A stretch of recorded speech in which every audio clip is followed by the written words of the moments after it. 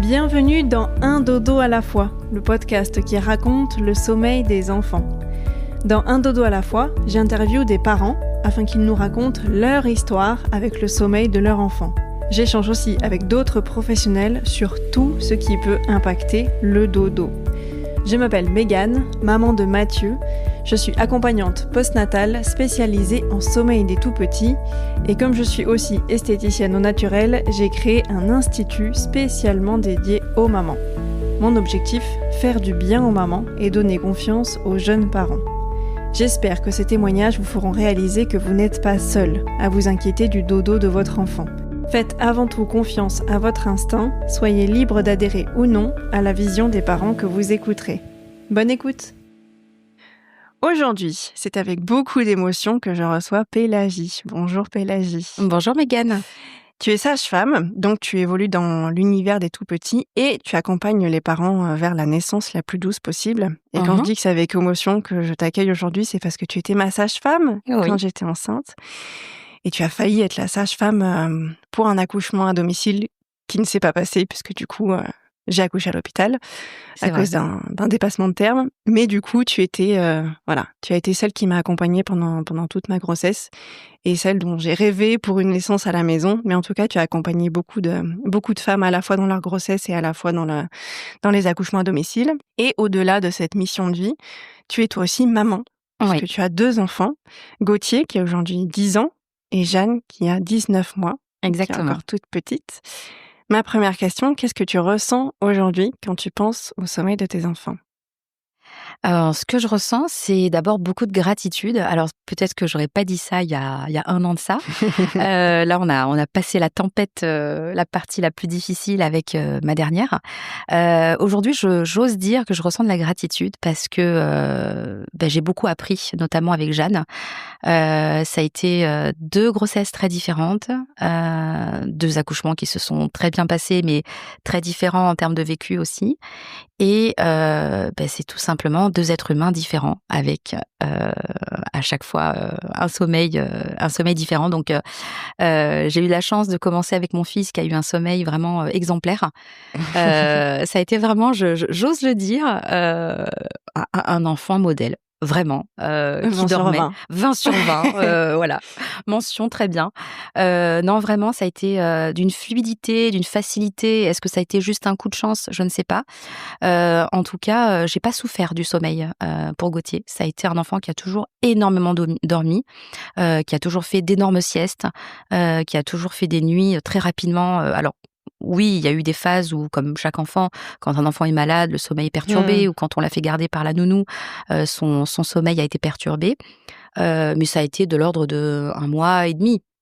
Et globalement, en 10 ans, je pense que ça a été plutôt facile à chaque fois de le coucher. Alors que Jeanne, ça a été compliqué au bout d'1 mois. D'accord. Ça a été compliqué et il a fallu aller pomper, chercher d'autres ressources que celles que j'ai pu mettre en place pour mon fils et aussi me remettre en question dans mon accompagnement. Parce que là, du coup, en tant que maman, avec ton premier, tu comprenais un petit peu pourquoi les gens disaient mais c'est difficile le sommeil des bébés et toi tu te disais bah non je comprends pas. T'avais cette pensée-là de te dire je comprends pas pourquoi il y a des parents qui disent que c'est difficile alors que c'est hyper facile. Alors je pense que le fait d'être sage-femme, d'avoir été longtemps sage-femme sans être maman, j'ai été confrontée déjà aux difficultés des mamans et lorsque moi-même je suis devenue maman pour la première fois, ça a été un peu on verra en fait. Est-ce que je vais être dans la catégorie des mamans pour qui ça va être fluide, léger, facile, ou est-ce que je vais moi-même aussi rencontrer des difficultés ? Donc non, le fait d'avoir accompagné des mamans qui ont pu rencontrer des difficultés dans le sommeil de leur tout petit, ça m'a amené déjà à un regard différent, de me dire en fait qu'il y a énormément d'enfants et comme chaque être humain, en fait, on a des sommeils qui sont très différents. On le voit nous aussi dans notre entourage, dans notre famille, parmi nos amis, on a des gens qui dorment très facilement, qui ont un sommeil très profond et d'autres pour qui c'est très léger. Je trouve que chez les enfants, c'est un peu pareil. On retrouve des enfants qui vont des couches tôt, des couches tard, des enfants qui vont se réveiller au moindre bruit et d'autres qui vont être imperturbables. Donc voilà, ça, j'ai intégré le fait qu'on mettait pas un enfant dans une case Ouais. et que c'est pas parce que les 3 premiers mois sont faciles que je ne vais pas rencontrer de difficultés par la suite. Ça a été à chaque fois, une observation, et une remise en question, de ce que pouvait vivre mon enfant et de quelle manière ça pouvait impacter son sommeil. OK. Donc Gauthier, c'était facile, Oui. tu le posais dans son lit et il Alors non dormait? ah oui. Ouais, alors je le posais dans son lit et ça a été, on va dire, il y a eu la phase bébé et puis il y a eu la phase un petit peu plus grand. Je dirais que bébé, il s'endormait au sein et il OK. suffisait que je le mette au sein pour qu'il, tète et qu'il s'endorme. Le fait de le retirer au sein, c'était facile. Je OK. pouvais le déposer, alors voilà, je faisais en sorte qu'il se sente en sécurité, qu'il y ait du contact, qu'il soit un peu moulé comme s'il était dans les bras. Donc voilà, Mmh. un peu comme ce que tous les parents font quand ils déposent leur enfant, voilà, on a l'impression qu'on retient sa respiration. On va On déposer une bombe. Voilà, et on se retire de la chambre en catimini avec tout un tas d'astuces, qui ont été mises en place en avant. Mais voilà, ça a été, à chaque fois, le déposer facilement. Quand je sortais de la voiture, quand il s'endormait en voiture, je le sortais, il continuait à dormir dans mes Tu bras. pouvais le transférer, OK. Voilà, assez facilement. Alors OK. que Jeanne, par exemple, c'est tout l'inverse. D'accord. Le serrage du frein à main, elle a déjà les yeux, grands ouverts. Donc voilà.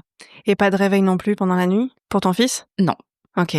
Tu non, le non. posais, il s'endormait, il partait pour toute la nuit et puis, Exactement. waouh. Alors après, en parallèle, c'est vrai que moi, j'ai un sommeil comme ça.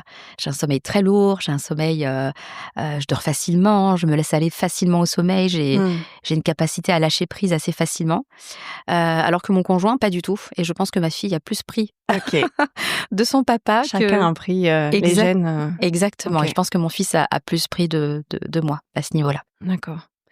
Donc on va revenir sur le sommeil de Jeanne. Mmh mh. Donc un premier mois, alors pas forcément facile parce que bon, c'est un bébé donc c'est Mmh. normal, ça se réveille beaucoup, Mmh. ça mange beaucoup, ça boit beaucoup, Tout à il y fait. a plein de micro-réveils, plein de mini-journées en une journée. Mmh.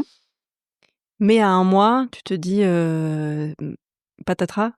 C'est ça, c'est exactement ça. En fait, à un mois, on a déménagé. OK. Donc c'est en ça où quand je disais tout à l'heure, se remettre en question par rapport à notre quotidien. Qu'est-ce qu'on a vécu? Est-ce qu'on a eu beaucoup de visites? Est-ce qu'on a été stressé par quelque chose? Est-ce qu'on a mal dormi? Est-ce qu'on a reçu une mauvaise nouvelle? Déjà nous, au niveau émotionnel, on peut être, facilement impacté, Mmh.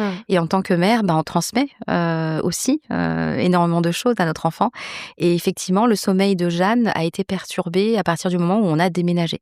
D'accord. Voilà, alors c'est sûr, hein, on conseille aux femmes, un 1er mois d'or, tout cool, tout léger, tout reposant. Alors ça l'a été, hein, voilà, jusqu'à 4 semaines, et puis il y a eu quand même l'organisation de ce Ouais. déménagement.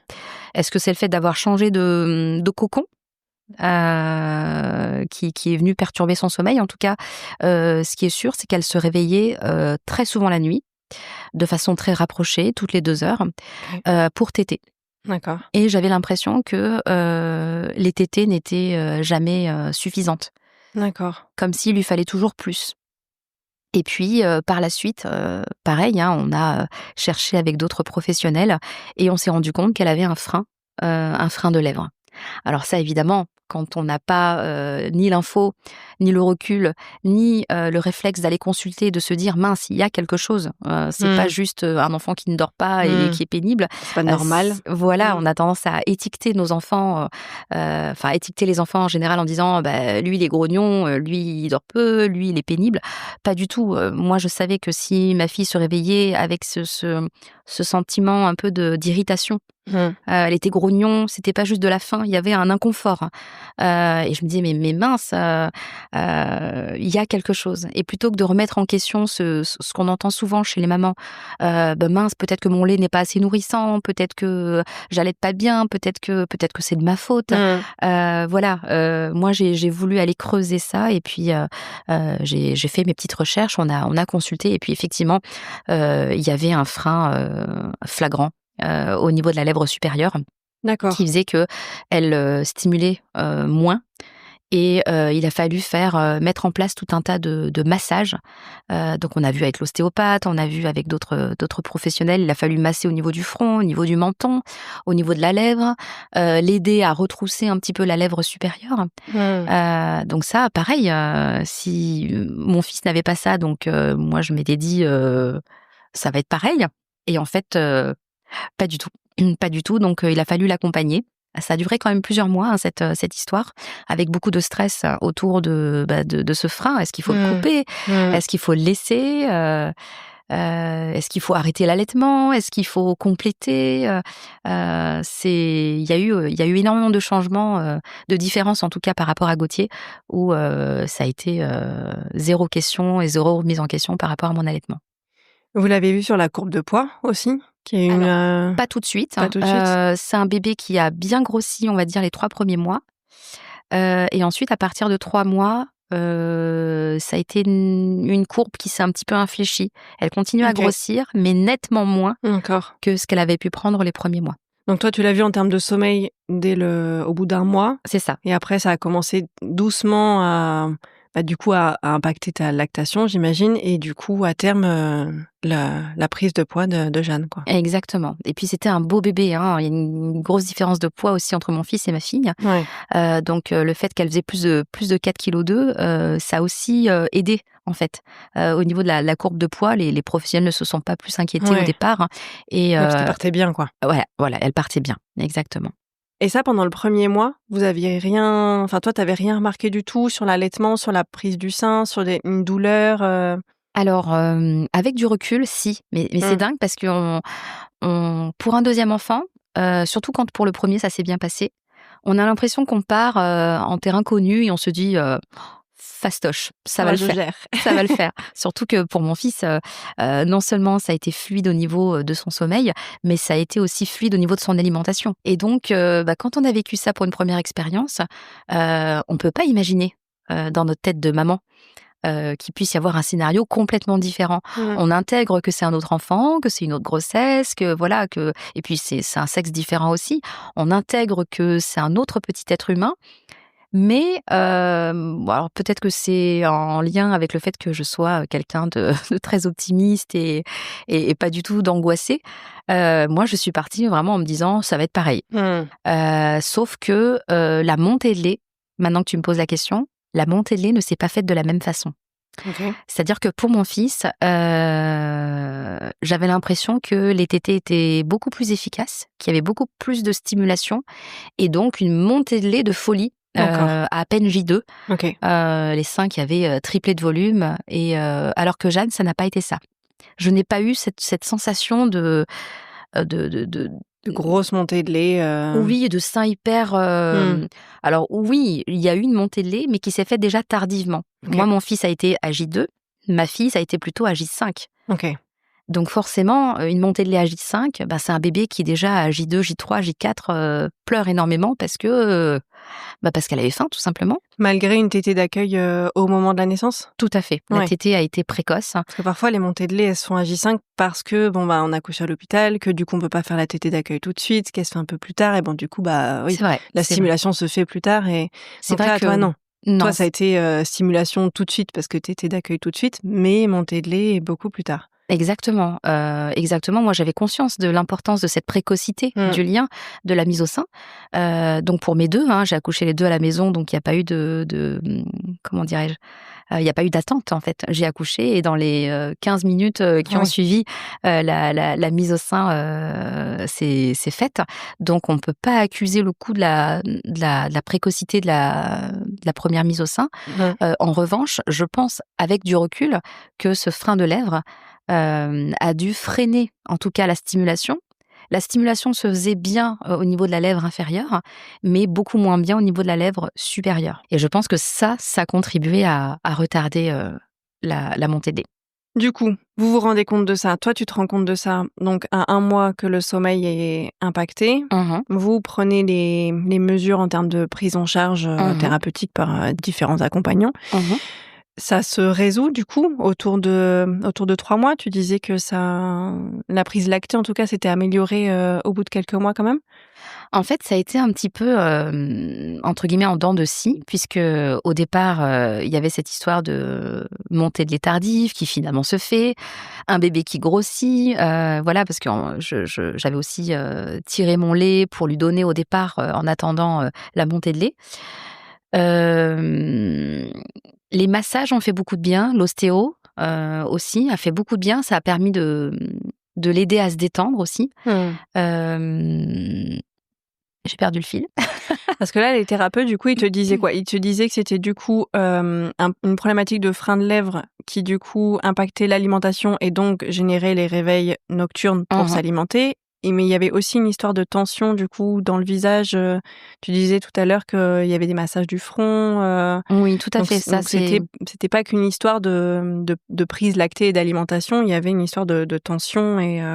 Oui, en fait, les massages au niveau du visage ont aidé à ce qu'elle se positionne mieux au sein, à ce qu'elle puisse libérer les tensions au niveau de la mâchoire. D'accord. Parce que quand on masse au niveau de la lèvre supérieure, c'est sympa. Mais si l'enfant se remet dans sa position initiale, c'est un combat perpétuel, en fait.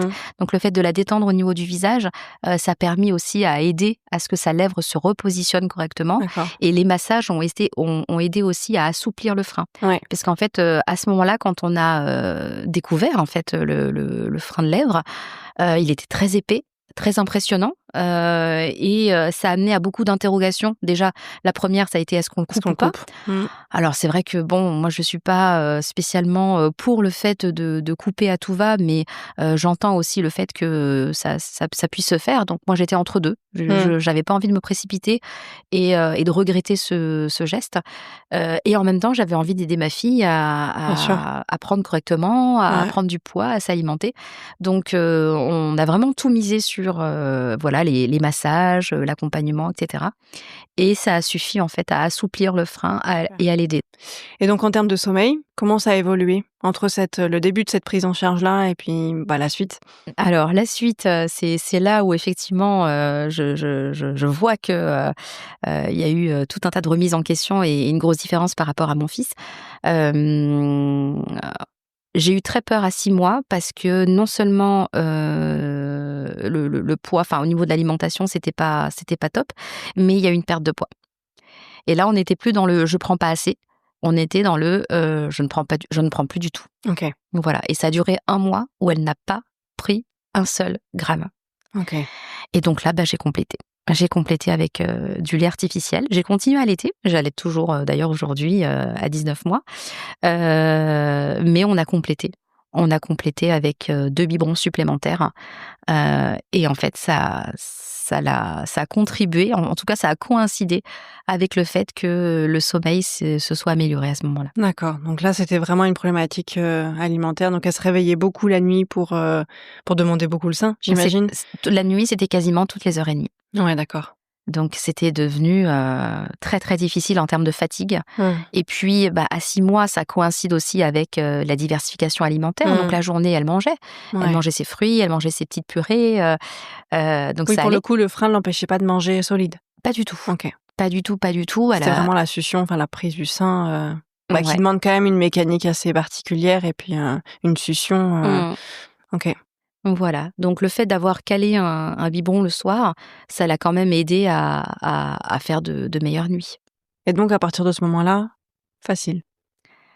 Beaucoup mieux, alors à plusieurs niveaux. Alors effectivement, le fait d'avoir intégré, c'est pour ça que je dis que c'est une perpétuelle remise en question de voilà, il y a pas juste le côté alimentation, c'est le facteur émotionnel. Nous, en tant que parents, comment on l'accompagne, comment est-ce qu'elle se comporte avec sa mère, comment est-ce qu'elle se comporte avec son père.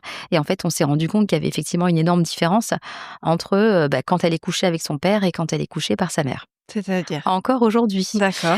Donc, ce qui s'est passé, c'est qu'effectivement, à partir de 6 mois, on a intégré 2 biberons. Ouais. Voilà, tout en continuant l'allaitement maternel et la nourriture en parallèle.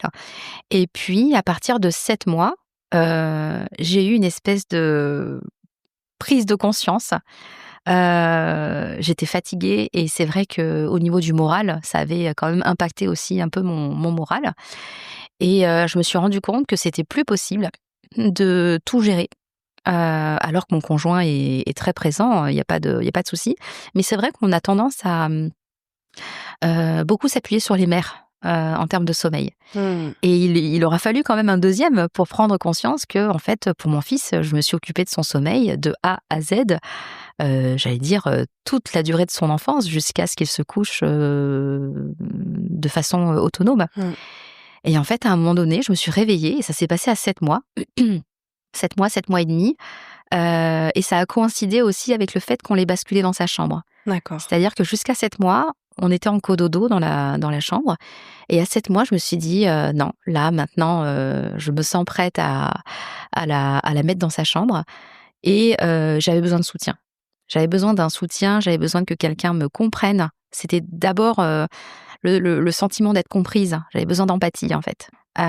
Et puis, en deuxième partie, j'avais besoin de pouvoir m'appuyer sur quelqu'un. Et le fait d'avoir eu cette prise de conscience, de me dire, non, je ne m'occupe plus seule du sommeil de ma fille. Je ne suis plus celle qui va dégainer le sein et avec une baguette magique l'endormir. Non, c'est aussi au papa de gérer le sommeil. Alors lui, du jour au lendemain, il s'est retrouvé à... Bah oui, mais qu'est-ce que je fais du coup?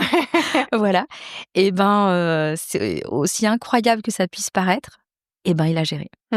C'est-à-dire qu'il a pris sa place, il a pris son rôle de papa à cœur. Alors, dit comme ça, on a l'impression qu'il s'en est pas occupé. Pas du tout, il s'en occupait toute la journée, les week-ends, mais pas le sommeil. Mais pas le sommeil. Pas le sommeil. Et en fait, je me suis dit, mais non, je n'ai plus à passer 1 heure à l'endormir, à la mettre au sein, et puis à la poser, et puis... Jeanne n'étant pas Gauthier, le fait de la décrocher du sein, elle se réveillait, et puis il fallait lui donner le doigt, et puis lui caresser les cheveux, et ce rituel durait une éternité en fait. Et entre le moment où je la couchais et le moment où je sortais de sa chambre, il se passait 1 heure. 1 heure avec des moments de craquage, des moments de désespoir, parce qu'on est fatigué, parce qu'on n'en peut plus, parce que tous les soirs, c'est ce même espoir de « allez ». Ça va bien faire. se passer. Ça va le faire. Elle va se coucher en 10 minutes. Alors, il n'y avait pas de pression de mon côté, mais j'avais l'impression d'être dans une situation d'échec, de pas y arriver. T'en as souffert de cette période-là? De ce moment-là où t'as passé le relais? T'étais dans quel état d'esprit quand t'as passé le relais? Ça a été très, très difficile pour moi. Je vais pas dire que j'ai touché le fond, mais le fait de manquer de sommeil, ça a été cruel pour moi. Je suis quelqu'un qui a un énorme besoin de sommeil. Moi, il me faut entre 8 et 9 heures de sommeil. Et si j'ai pas ces 8-9 heures, je suis épouvantable. L'ombre de soi-même.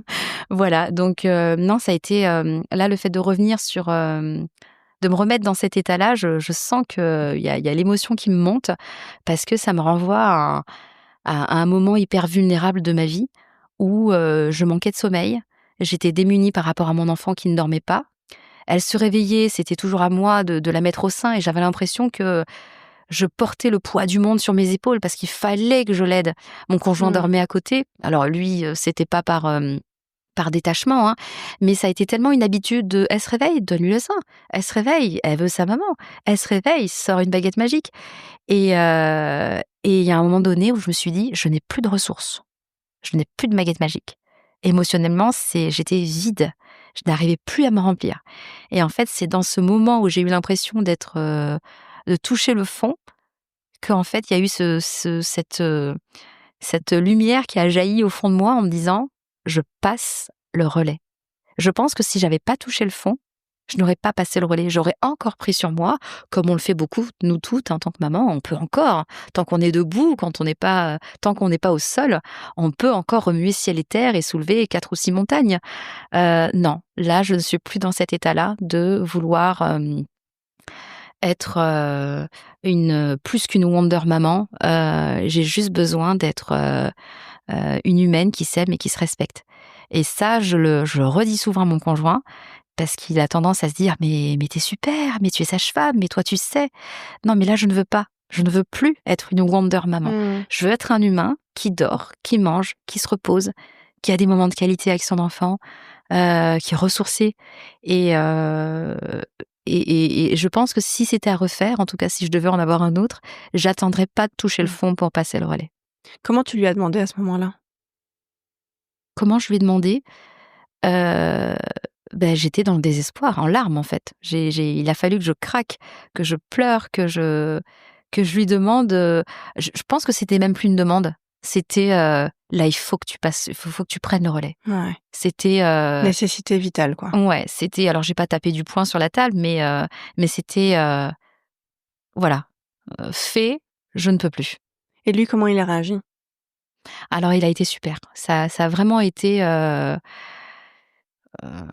plus qu'un super papa, ça a été un super conjoint. Je pense qu'il m'a sauvée en fait. Hein. Il l'a fait. Il a pris ce rôle de papa, mais je pense qu'il l'a avant tout fait parce que sa femme était en détresse. Okay. Et moi, j'ai vu vraiment au-delà de son rôle de papa, j'ai vu un acte d'amour envers toi. Ouais, vraiment. Et à partir du moment où j'ai délégué, alors est-ce que ma fille a ressenti du stress chez moi? Peut-être, peut-être. En tout cas, son père y est allé avec beaucoup moins de pression. D'accord. Lui n'avait pas cette même attente. Il se disait, bon, bah, on y va et puis advienne que pourra. On verra, ouais. Et en fait, ça se passait merveilleusement bien. D'accord. Et ben, depuis 7 mois, elle a 19 mois aujourd'hui, c'est lui qui la couche tous les soirs. Ok. Ça fonctionne, donc tu vas t'en occuper. Exactement. Ouais. Et alors ça peut, hein, il peut y avoir une fois dans le mois où c'est moi qui la couche, le week-end, aussi il est exceptionnellement absent. Mais c'est le rituel avec papa, quoi. Exactement. Et en fait, je pense que si j'avais été la Pélagie d'il y a 10 ans, j'aurais culpabilisé ou je me serais dit: «Mais non, mais il faut que je m'en occupe» ou «Est-ce qu'on peut faire moitié-moitié? Est-ce que c'est un jour c'est son papa et un jour c'est sa maman? Mince, peut-être que je loupe quelque chose». Et en fait, non, pas du tout. J'ai pris conscience que c'est pas le fait d'être dans des actes, c'est pas parce qu'on a fait tous les bains, tous les sommeils, tous les couchers, qu'on est une meilleure maman ou qu'on sera mieux aimé ou que le lien d'attachement sera plus fort. Ce lien d'attachement est extrêmement fort, mais il passe par d'autres rituels, par d'autres moments de qualité. Et je pense aussi que la prise de conscience qu'il fallait que j'ai du temps pour moi et que je ne sois pas que dans des tâches difficiles comme le coucher, et ben ça m'a vachement allégée en fait au niveau émotionnel. Voilà, et ça a contribué à faire que son sommeil se soit vachement amélioré. Et du coup, ça a duré moins longtemps avec son papa? Complètement. Ok. 10 minutes. D'accord. Entre 1 heure et 10 minutes, voilà. Il n'y a pas photo. Il n'y a pas photo. On s'est regardé, on s'est dit, bon, bah voilà, je pense que la solution est trouvée. Ok. Et donc, exceptionnellement, quand c'est toi qui t'en occupes, ça dure 1 heure ou ça dure 10 minutes? Alors aujourd'hui, ça dure plutôt, allez, entre deux 30-35 minutes. Okay. Alors j'en suis pas aux 10 minutes, hein, j'ai jamais réussi à la coucher aussi rapidement et je pense aussi que c'est lié, alors c'est curieux, avec son papa, elle a pas elle adore son papa, ils sont beaucoup dans les jeux, dans des rituels aussi qui sont très différents, hein, père-fille. Alors qu'avec moi, elle a besoin de ce contact, elle a besoin de me toucher la main, elle a besoin de, voilà, d'un contact quasi permanent jusqu'au moment où elle va s'endormir et que là, je peux retirer ma main. D'accord. C'est fou. C'est fou les différences de liens avec chaque parent. Et c'est bien à entendre comme discours parce que je pense qu'il y a beaucoup de mamans, surtout des mamans allaitantes, qui s'enferment en fait dans ce rôle de je gère l'allaitement parce que c'est moi qui allaite et puis du coup je gère le sommeil parce qu'en fait il s'endort au sein et qu'en fait je pense qu'il y a certaines mamans qui le voient comme une fatalité, en fait. Tout à fait.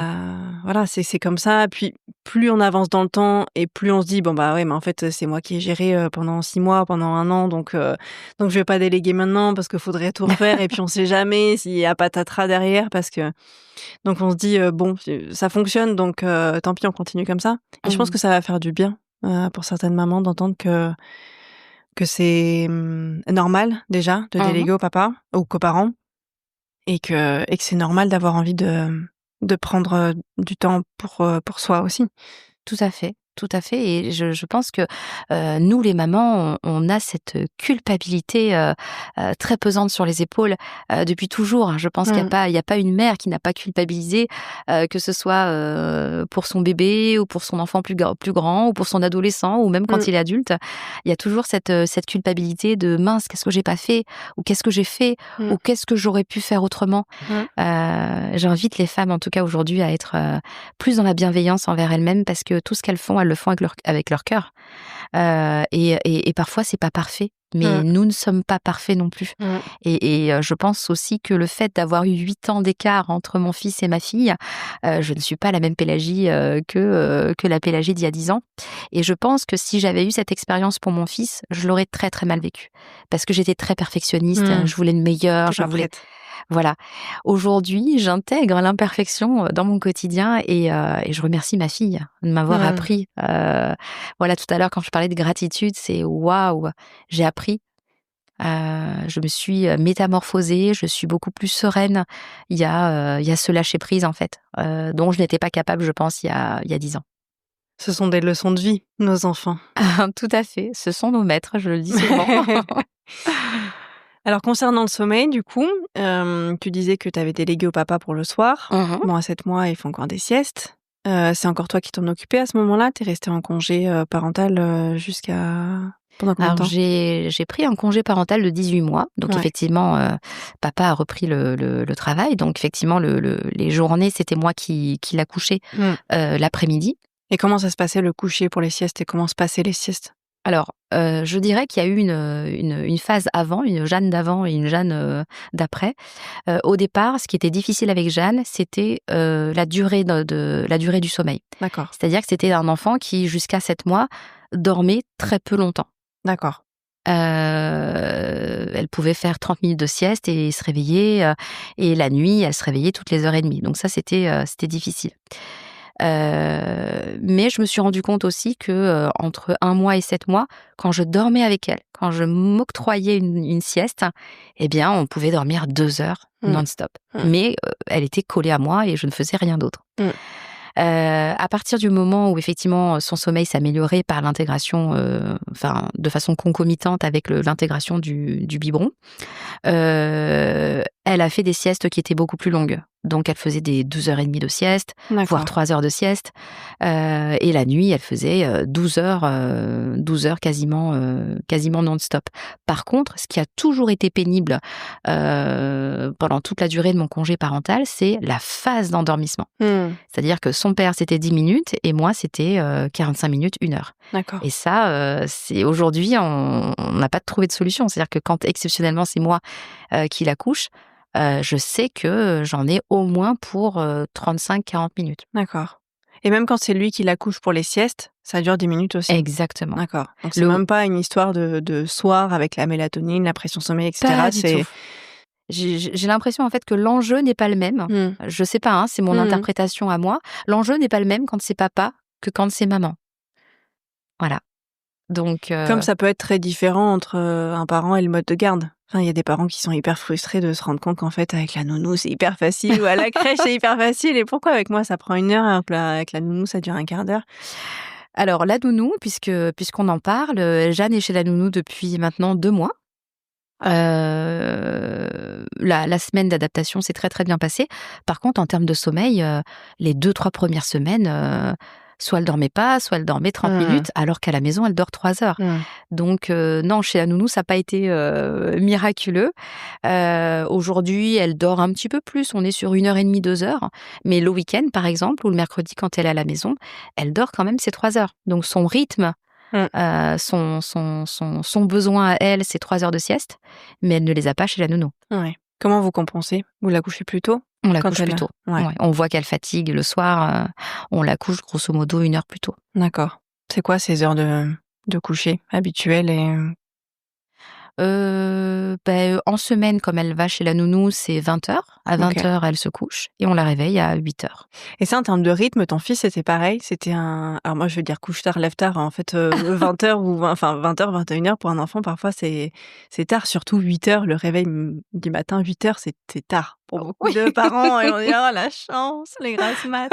C'est vrai que là, quand j'en discute avec d'autres parents, je me dis, mais c'est vrai qu'on a de la chance. 8h, c'est incroyable. Moi, c'est 6h pétantes, quoi. Enfin, clairement. Alors, autant le sommeil a été difficile avec Jeanne, autant les réveils ont toujours été aux alentours de 8h30, 9h. Ouais, d'accord. Donc, heureusement, parce qu'on est... Ouais, ça permet de récupérer, quoi. On n'est pas très couche-tôt dans la famille, donc...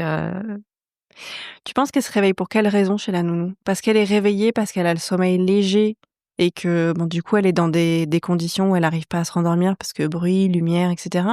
Ou c'est plutôt une raison émotionnelle? Il y a un mix des deux. effectivement, ma fille, comme son père, elle se réveille à au moindre battement d'aile de mouche. Donc effectivement, si on a un autre enfant en fait, elle dort dans une chambre où il y a 3 autres enfants. Et s'il y en a un qui se réveille, eh bien effectivement, elle va se réveiller. Ouais. Et là, Elle s'endort pas. Voilà, elle a c'est ses hormones qui sont au taquet et donc du coup, elle est réveillée, elle est impossible de la rendormir. Donc il doit y avoir effectivement le côté bruit. Elle se réveille si elle entend du bruit, mais je pense qu'il y a aussi le côté émotionnel. Elle a besoin, en tout cas ça a été le cas au démarrage avec la nounou, elle avait besoin que la nounou s'allonge à côté d'elle. Donc la nounou s'allongeait à côté d'elle, elle lui caressait le front, elle lui caressait la joue, voilà, elle avait besoin d'un contact. Comme toi, quoi. Ouais. Elle a besoin de lui tenir le petit doigt, elle a besoin de contact. Et donc son papa, il fait pas ça au moment du coucher? Alors bizarrement, Qu'est-ce non. qu'il fait? Je ne sais pas. Tu lui as jamais posé la question? Si. Non, si. Alors, il a son petit univers, ses petites croyances à lui, et moi, je lui laisse cette liberté de faire ce qu'il a envie de faire. Alors, son rituel de tous les soirs, c'est il prend Jeanne dans les bras et ils font un petit tour de chambre en regardant toutes les photos. D'accord. Et ils échangent, voilà, sur les photos, sur ce qu'ils voient, sur ce qu'ils observent. Et ensuite, une fois qu'ils ont fait le tour des photos, il la couche et il lui parle. Alors c'est vrai que mon conjoint, il est alors bien qu'il soit très tactile, il est beaucoup dans le je dialogue, j'explique les choses et je pense que sa tonalité de voix a un effet très apaisant sur Jeanne. Il a une voix plutôt grave et il parle très lentement et il lui explique les choses presque, je dirais, d'adulte à adulte. Des fois, il a des conversations très alors voilà, moi, je vais aller me coucher, maman est fatiguée, c'est important que tu fasses un dodo, voilà, ils partent dans des échanges très poussés et puis elle est très à l'écoute et elle s'apaise. Alors on ne sait pas la manière dont elle, comprend les choses, mais en tout cas, elle n'a jamais refusé, d'aller se coucher. À chaque fois, c'est elle qui monte dans son lit toute seule, c'est elle qui s'allonge, elle prend sa petite couverture, elle se couvre elle-même, elle attend. Elle attend, voilà et à un moment donné, il lui dit, «Allez, on éteint la lumière, je te fais un gros bisou» et j'y vais. Et lui dit qu'il y va, il part pas en catimini, en douce. Non, jamais. Il se lève et surtout, ce qui est surprenant, c'est qu'il s'en va alors qu'elle ne s'est pas encore endormie. Voilà. Et on le voit dans le babyphone, elle est là. Des fois, elle chante, elle reste un moment, 5 minutes dans son lit et elle sombre. Ça, c'est ce qu'on recommande, hein, en tant que professionnel du sommeil, de pas partir en douce. Parce que là, pour la confiance de l'enfant, c'est vrai que et parfois, c'est ce qui engendre des réveils, plus ou moins difficiles la nuit parce qu'en fait, l'enfant, on s'attend à ce que le parent, il soit encore là. Ça peut être facile. On se dit: «Bon, j'attends jusqu'à ce qu'il soit endormi, puis après j'y vais, comme ça il est apaisé jusqu'à ce qu'il s'endorme et puis moi je peux aller faire ma vie une fois qu'il s'est endormi». Mais après, parfois, effectivement, il peut y avoir, un impact sur la sécurité que ressent Tout à l'enfant fait. au moment du sommeil, quoi. Non, c'est très juste de le soulever parce que, par exemple, moi j'ai 2 enfants qui sont très, tactiles, qui ont besoin de beaucoup de contact, et en fait, moi ce que je fais, c'est que je donne le doigt à Jeanne. Enfin, elle a besoin d'attraper mon doigt ou de sentir ma main et à un moment donné, avant qu'elle s'endorme, quand je sens que sa respiration est plus apaisée, OK. je retire mon doigt et je vois bien qu'elle est dans le Entre deux. je recherche, mais pourquoi tu me retires la main? Et là, je l'apaise verbalement en disant: «Je suis là». Je lui caresse le visage, mais je ne suis plus dans le «je te laisse mon doigt indéfiniment». Ouais. Voilà, donc je lui laisse le doigt le temps que sa respiration s'apaise et que je sens que la phase est propice au sommeil, mais elle ne dort pas encore. Je retire ma main et je lui dis: «Je suis là». Ouais. Et en fait, elle sait que je suis là. Ouais. Elle a juste besoin de savoir que je suis là et elle a plus besoin de ce contact permanent. Ce qui fait qu'au moment où je pars, effectivement, on n'est plus dans on n'est pas dans le je pars en douce, Ouais. mais on n'est pas non plus dans la dépendance. Elle a besoin, je pense, pour un sommeil de qualité, de ne plus être dans un contact dépendant. Ouais. Je suis là, ça peut vouloir dire plein de choses. Parce que ça peut vouloir dire: «Je suis là, je reste à côté» ou alors: «Je suis là, je suis toujours là, si tu as besoin, je suis là». Je pense qu'au-delà des mots, c'est toujours pareil avec les enfants, c'est l'intention qu'on y pose. Enfin, avec les enfants comme avec les adultes d'ailleurs. C'est vrai. Mais voilà, le «je suis là», qui veut dire: «Je reste là» et après partir en douce, c'est pas pareil que Je suis là. Oui, c'est bien que tu le soulèves parce que moi, quand par exemple ma fille se fait mal et qu'elle dit bobo et qu'elle vient chercher un câlin, quand je la prends dans les bras, je ne suis pas là comment dire, à décrire le bobo, le est-ce que ça fait très mal, pourquoi elle est tombée, etc. Je suis juste dans le je suis là. Et le je suis là, il englobe tout ça en fait. C'est je t'ai vu, je suis là pour toi. Je te vois, je t'entends, je te comprends et je suis là englobe tout ça. Et il y a un ouvrage aussi qui m'a énormément aidée, c'est Comprendre le langage sensoriel de votre enfant de Priscilla Dunsten. Je ne sais pas si tu le connais ce livre. Alors, je connais pas le livre, mais je connais l'autrice. L'autrice, qui est un bouquin, mais je pense que tous les parents devraient lire ce livre parce que, quand on lit ce livre, eh bien, ça nous permet de comprendre l'enfant qu'on a été et l'adulte qu'on est devenu aussi. Ça aussi, c'est très intéressant. Et de comprendre notre enfant. C'est-à-dire qu'en fonction de son langage sensoriel dominant, on a 5 sens, eh bien on en a un qui domine, et c'est à travers ce langage que va s'exprimer notre besoin d'attachement, la façon dont on va manger, la façon dont on va dormir, la façon dont va se faire nos apprentissages. Un enfant qui est tactile n'apprend pas de la même façon qu'un enfant qui est visuel ou qui est auditif.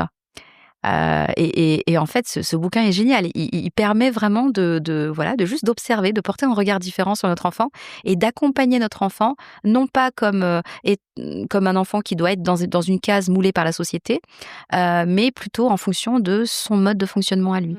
Et son langage à lui. Exactement. Et alors, bon, moi, je savais que mon fils était tactile. Je me disais, bon, on verra bien pour ce deuxième enfant. Et j'ai fait un deuxième bébé tactile. Sans surprise.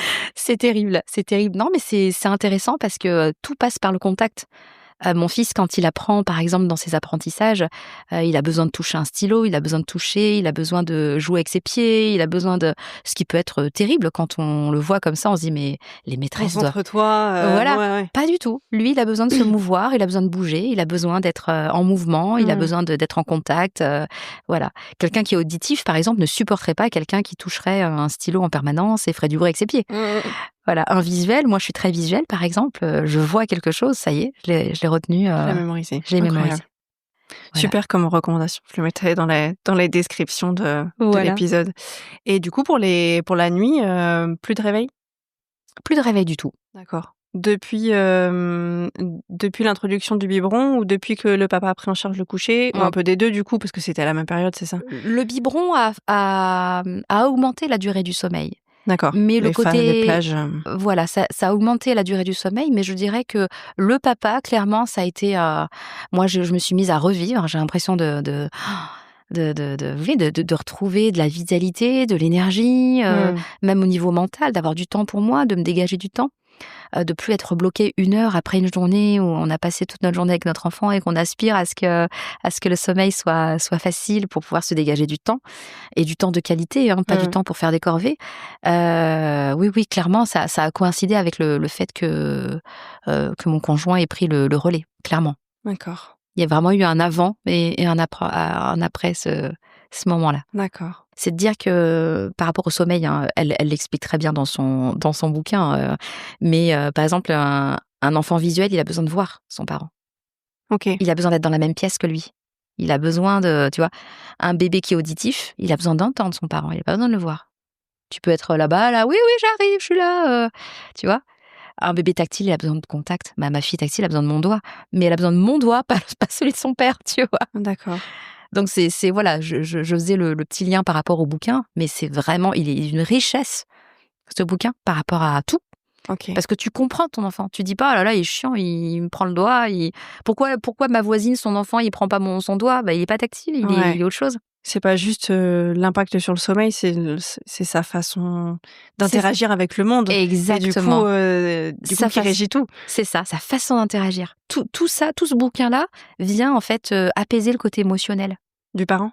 Non, de l'enfant. Enfin, des deux. Parce que si tu sais qu'il fonctionne comme ça et que tu nourris ce mode sensoriel-là, le sommeil, c'est cool, l'alimentation, c'est cool. Un tactile, il a besoin de toucher la nourriture. C'est une cata, mais c'est comme ça. D'accord. Moi, je sais que j'ai besoin de comprendre les choses dans le détail. J'ai besoin qu'on m'explique.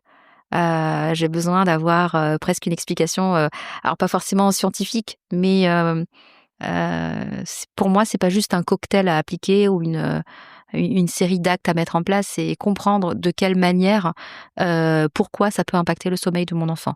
Et je pense que c'est un mix de mon côté, enfin la pélagie que je suis et puis ma casquette de sage-femme, c'est que j'ai toujours eu besoin de comprendre toute la dimension psycho-émotionnelle. Voilà, pour moi, c'est pas un symptôme n'est pas juste un symptôme. Un enfant qui dort pas, c'est pas juste un enfant qui a pas envie de dormir. C'est d'aller creuser sur la piste physiologique. Est-ce qu'il y a quelque chose qui fait que, d'un point de vue physique, au niveau de la santé, ça impacte le sommeil? Et puis, bien sûr, toute la dimension psycho-émotionnelle qui moi, me passionne. Ouais. J'ai besoin de comprendre l'humain. Quand j'accueille une femme, j'ai besoin de comprendre son histoire, comment elle a accouché, quelles sont ses peurs, comment était son propre sommeil à elle, comment est-ce qu'elle a été accompagnée. Et puis des fois, on arrive à trouver des solutions, non pas par rapport au sommeil, mais par rapport à l'histoire de la femme. Une question qui me vient là par rapport au coucher. Mmh. Ça te manque pas d'accompagner Jeanne au sommeil? Alors c'est une bonne question. Il se trouve que, mon conjoint s'absente en moyenne, minimum une fois par semaine. Voilà, il a ses activités, son sport, et cetera, et cetera. Donc il s'absente en moyenne entre une fois sur et 2 fois par semaine. D'accord. Donc ça veut dire que j'accompagne quand même Jeanne. OK. Donc c'est pas 1 à 2 fois par systématiquement, ouais. Donc Ouais. tu quand même, et là, ça te fait plaisir à ce moment-là? Alors ça me fait énormément plaisir parce que ça vient nourrir, la petite carence, que je pouvais avoir. OK. Et puis aussi le fait, que ce soit juste une fois ou 2 dans la semaine, comme j'ai eu ces 5 autres jours où je l'ai pas couché et que j'ai eu vraiment un temps pour moi, Ouais. et du coup je suis pas carencée quand j'y vais. J'y vais Ouais. vraiment avec tout mon cœur, Mmh. avec beaucoup de sérénité, dans un autre état émotionnel que l'état dans lequel j'ai été quand elle avait 6 mois, par exemple. Ouais, bien sûr. Avec toutes tes ressources et avec l'envie d'y aller, quoi. Exactement, Mmh. exactement. Et c'est vraiment un moment de complicité incroyable qui dure longtemps, certes, par rapport à papa, mais qui se fait avec beaucoup de bonheur. Mmh. Une dernière question. Qu'est-ce que tu donnerais comme conseil à un jeune parent? Je donnerai pas de conseils. Parce que toi-même, t'aimes pas en recevoir. Je plaisante. Alors, j'essaye en tout cas. J'ai toujours cette petite voix intérieure qui me dit: «Ne donne pas de conseils». J'essaye de donner de l'info. J'essaye de nourrir le parent, bien sûr, en amont, avant d'avoir un enfant. C'est pas quand on est fatigué, au bout de notre vie, qu'on est démuni avec un enfant qui pleure, que là, il faut commencer à mettre en place des choses. J'essaye de donner de l'info bien en amont, pendant la grossesse déjà. Et puis, alors, si je devais donner des infos aux parents, c'est d'abord de se faire confiance, d'être vraiment dans l'observation de son enfant. Même si on en a 4, c'est 4 enfants différents et ça peut être 4 types de sommeil différents.